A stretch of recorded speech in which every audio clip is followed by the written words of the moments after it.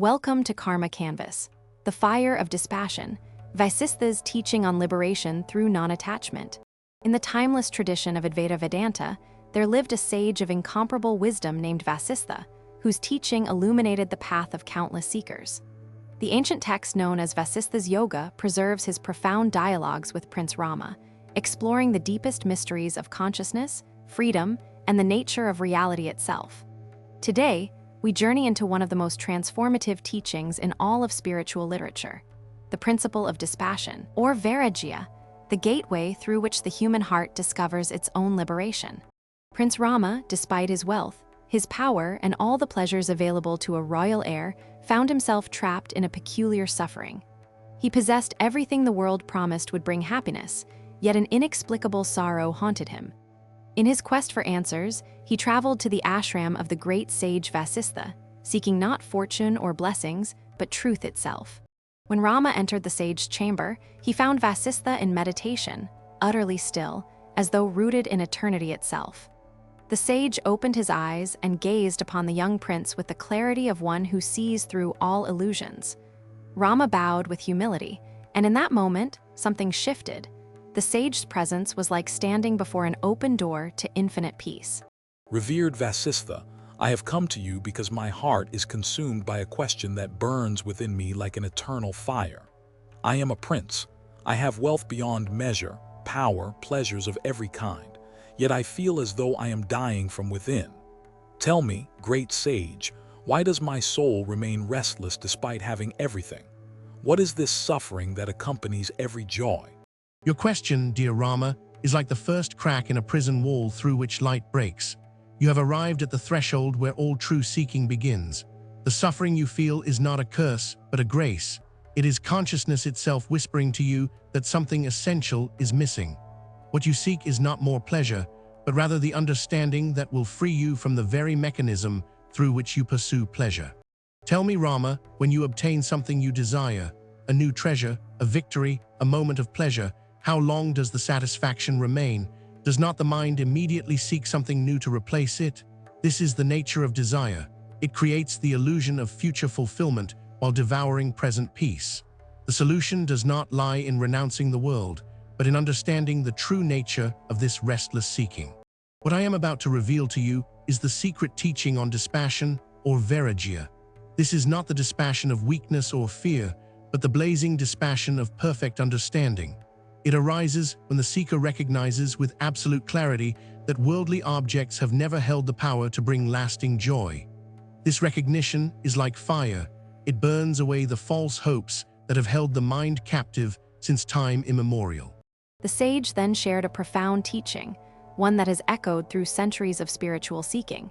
He explained that the entire structure of human suffering rests upon a single, unexamined assumption: that happiness can be obtained from external objects and circumstances.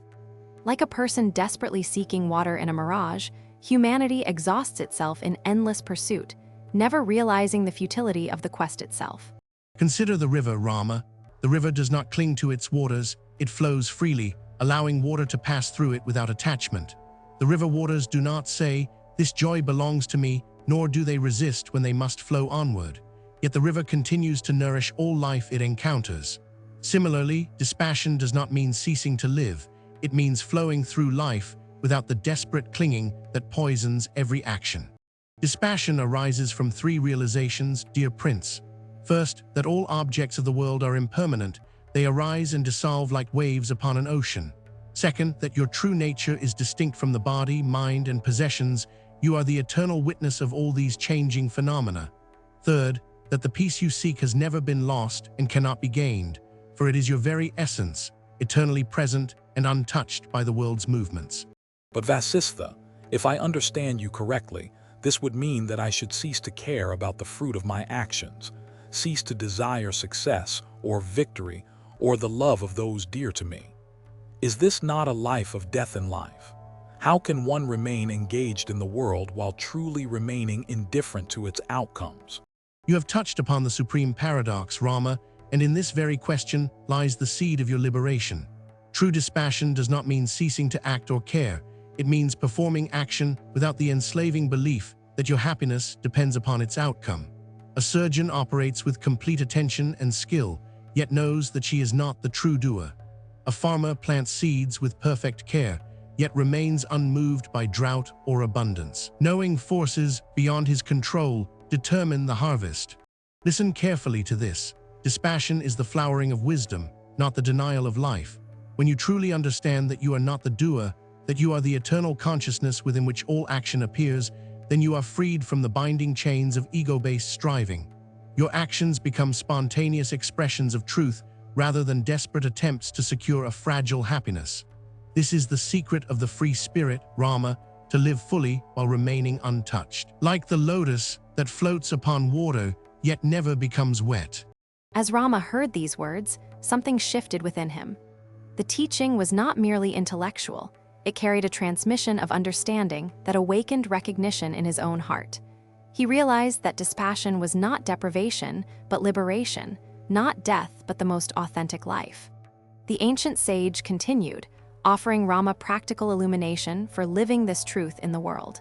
Begin your practice thus, dear prince. Observe without judgment how your mind pursues pleasure and flees from pain. Watch how each attachment creates its own suffering. Do not fight these patterns, merely observe them with the clarity of the sun observing all it illuminates. As this observation deepens, understanding will naturally arise. Your actions in the world will continue, your responsibilities will be fulfilled, but the desperate grasping will slowly dissolve.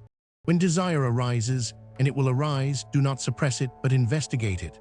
Ask yourself, who desires? What is desired? Who will enjoy the desired object? You will discover that there is no solid I making these assertions, but only the ever-flowing consciousness, like the sky, untouched by the clouds that pass through it. This investigation is itself the fire of dispassion, burning away the illusion of a separate, needy self. Days and weeks passed as Rama remained with Vasistha, not merely hearing the teaching but living it, embodying it, allowing it to penetrate every layer of his being. Gradually, the prince discovered something extraordinary. As he released his grip on happiness, happiness found him. As he ceased demanding that the world fulfill him, he discovered himself to be already whole, already complete, lacking nothing. On his final morning, as Rama prepared to return to his kingdom, he bowed before Vasistha not as a student before a master, but as one consciousness recognizing itself. The teaching was complete not because words had been exhausted, but because understanding had been kindled. Rama descended from the mountains carrying with him the blazing dispassion that the sage had transmitted, not a cold detachment, but a divine freedom that would allow him to live and serve with perfect wholeness, untouched by the storms of worldly existence. This is the gift of vairagya, offered to all who have eyes to see and hearts to receive. The freedom that transcends all seeking, the peace that surpasses all understanding. The teaching, true dispassion, is not the denial of life's experiences, but the freedom from identification with desire, revealing the unchanging consciousness that witnesses all things without attachment. Subscribe to Karma Canvas for daily wisdom from ancient spiritual traditions.